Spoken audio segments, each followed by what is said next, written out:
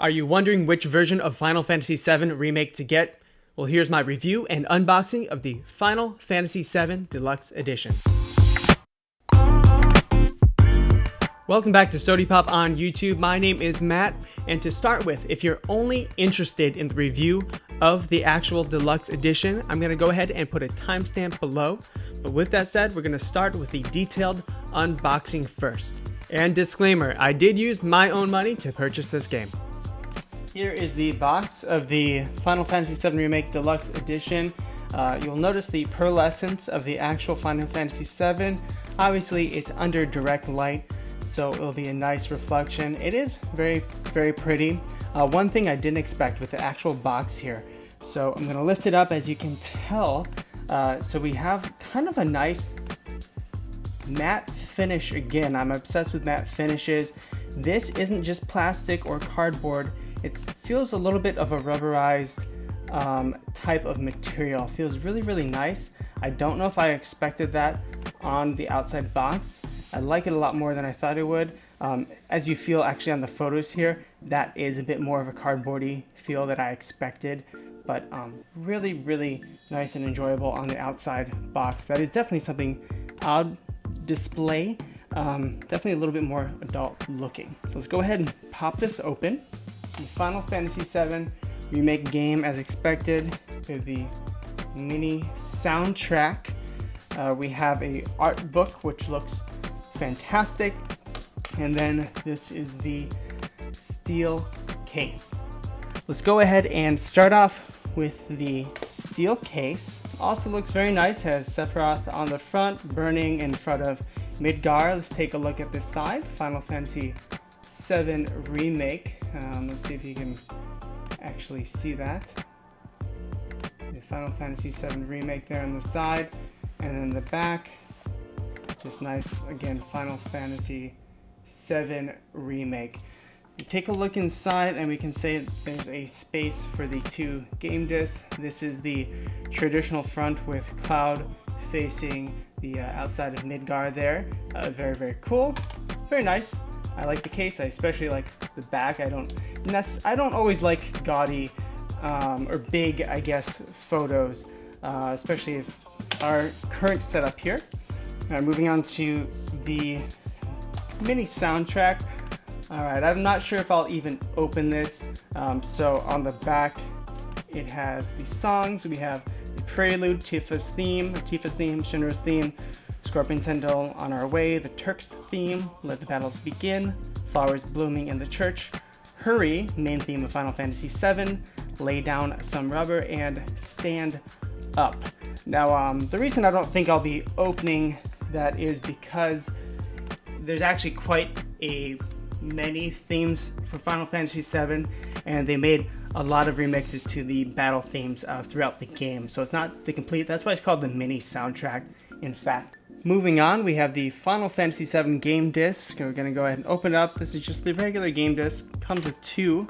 One is an installation disc, has something like 90 gigabytes to put that in first, and then we have the second disc here.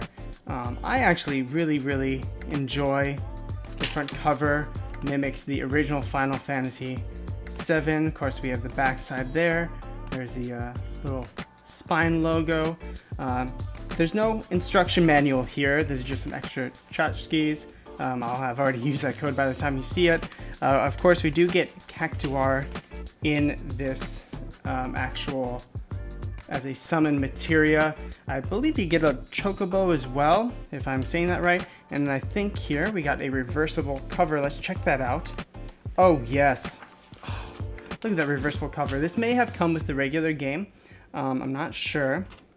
Let's go ahead and pop that on. There it is with the reversible cover.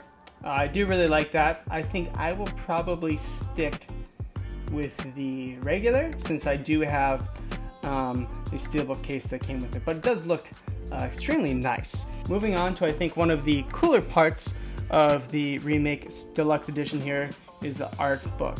So it is about the same size as the game case, of course, if you're kind of trying to envision what it looks like.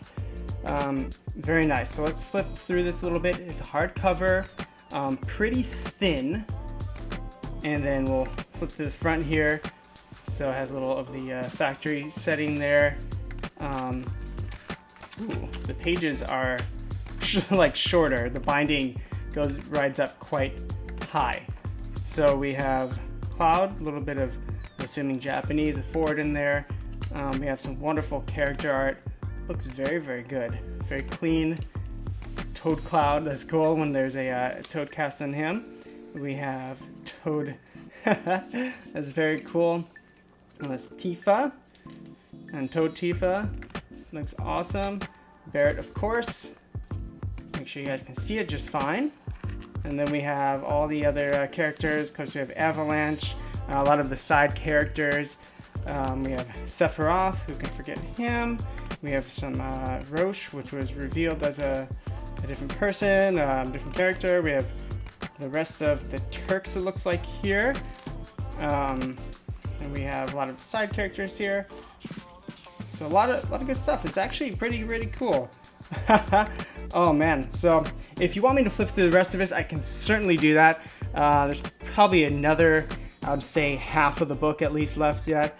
It's actually really cool. I really do like this deluxe edition art book playing back. So I just always want to check. But pretty cool. And then I will finish off with a little extra here from GameStop. I did not have the pre-order from GameStop, but they said they had some pre-order bonuses left, so the guy gave me actually 2. So this is one of them. It is a Shinra Energy Company ID card. Pretty cool. It comes in a little tin case. You can go ahead, pop that open. Boom. There's the card. Look at that. Shinra ID Energy Company. That is cool for displaying. I actually really enjoy that. I have an extra one, so I will be probably giving that away. I'm not sure how I'm gonna do it, but I'll give it away. And yeah, looks really cool. Anyways, back to my review of this after I've had some time with it. All right, now I've had some time with the Final Fantasy VII Deluxe Edition right here, and time for my review. Before I dive into it, to start with, if you're a fan of Final Fantasy VII, the original, I do recommend this. I think it's absolutely worth it. There's a lot of little extras that come with it that are really cool, and now that I've had time to really look into them and enjoy them. If you are new to Final Fantasy VII and have just started the remake, well, that's a little bit harder to answer. Depends if you like the game or not, and if you connect with the characters. I still think overall it is worth it, and I'm gonna dive right into that now. So to begin with, we have the case or cases.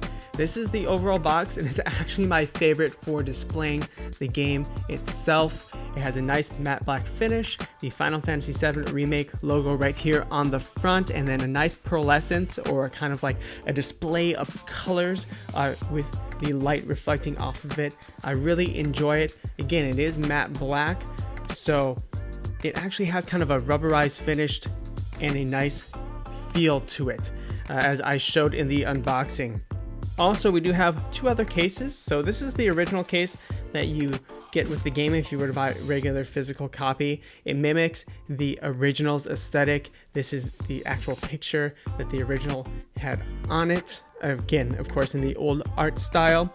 And then you have the Steelbook Case, which I enjoy as well. So this is the front with Sephiroth in front of a burning Midgar, and then on the back you have a very simple classic Final Fantasy VII Remake logo, which I also really enjoy. And then of course you can put the games inside, and then inside you actually have, again, the original artwork that was displayed on the Final Fantasy VII game.